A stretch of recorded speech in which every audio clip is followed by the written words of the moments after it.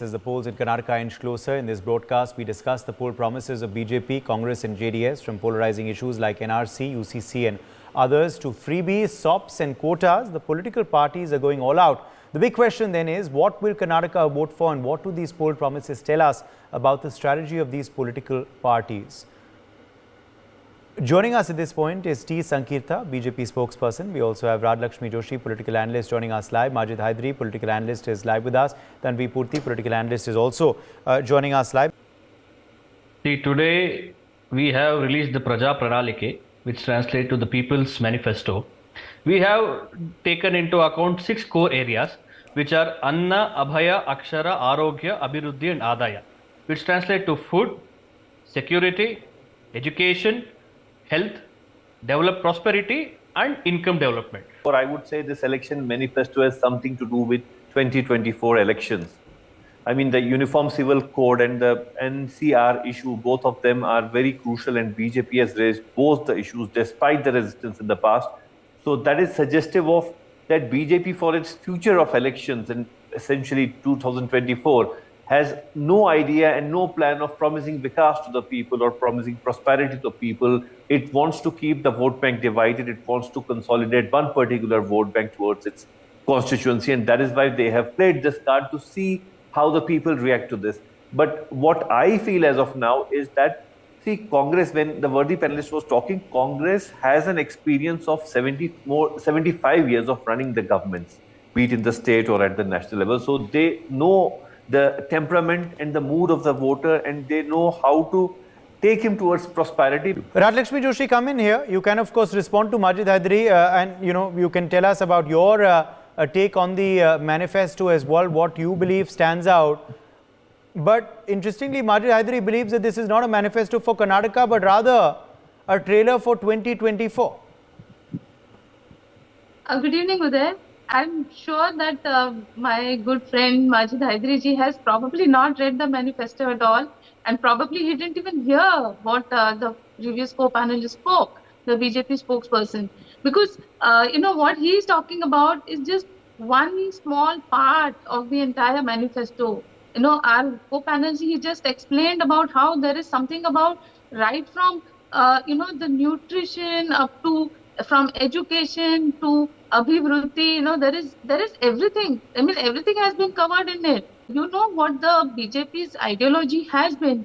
They have been talking about the Uniform Civil Code right from the time of its inception. So this is nothing new, and it is not that, that this is suddenly something that has sprung up because of elections. So if you have heard all the BJP senior leaders speak, they have been talking about how, yes, this is going to take time to implement, but then they are definitely in the process. So they want to remind the voters that this definitely is very much in the fray. So, but this is not everything. They are talking about forming clusters for industries. They're talking about nutrition for the students, for people under the poverty line. They're talking about Nandini also, which has suddenly become a big issue. Because Nandini was always being promoted by all governments. Even the BJP government has done a lot to promote Nandini. And even now, they were only trying to strengthen it.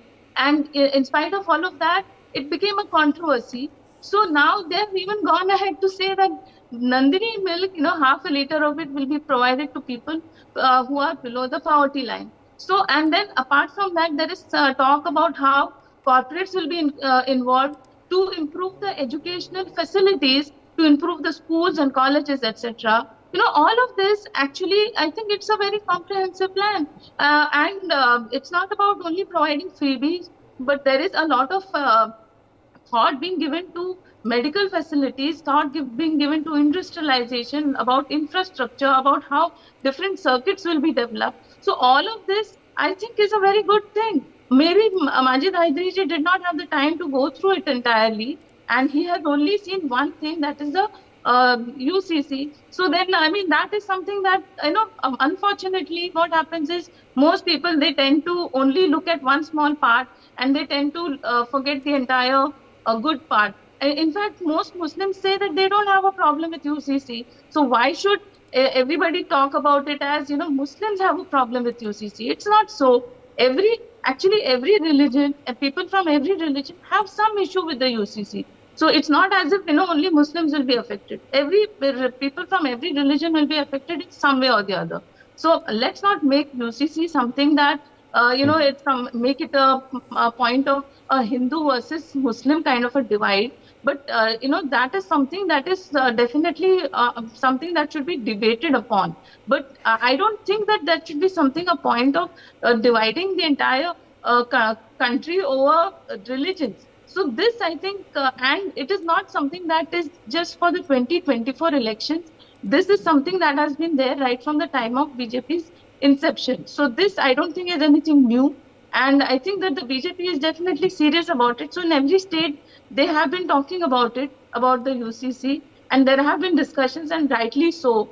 And apart from that, I'm glad that they have included a whole lot of other issues also, which I'm sorry, but other parties seem to have missed it.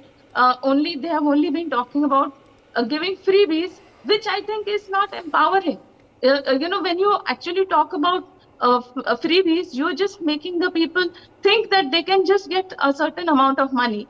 And apart from that, those guarantees, there is no guarantee that those guarantees will be fulfilled, because they have not been fulfilled in the other states. So there is no guarantee of those guarantees also, by which are being given by the other political parties. The Congress is promising something else in every district.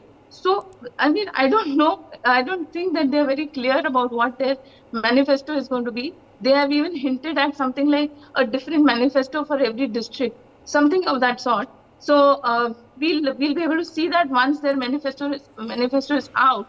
But I think that BJP, I think, has come out with a very good manifesto, and I think that this is a very unbiased opinion, Uday. And I think that it's a very positive and a very proactive manifesto, and I think that it has something for everybody in it.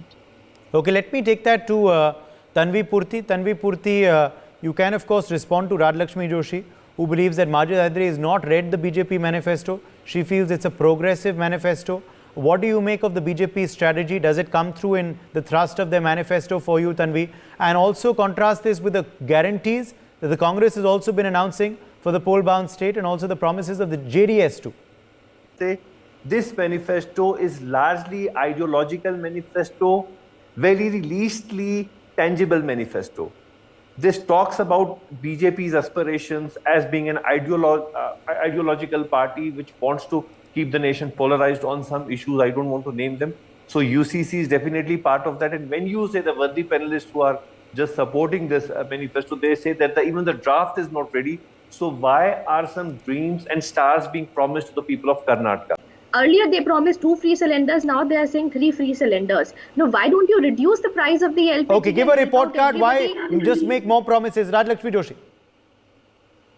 The kind of inflation added to the fact that, during the Congress regime, actually, there was a much more increase in if you look at the percentage as to how much the prices had increased during the Congress time, then that was even much more. It's just that, from 2014 up to today, obviously the rate will be increasing, but then it was even much more when you compare the last 10 years.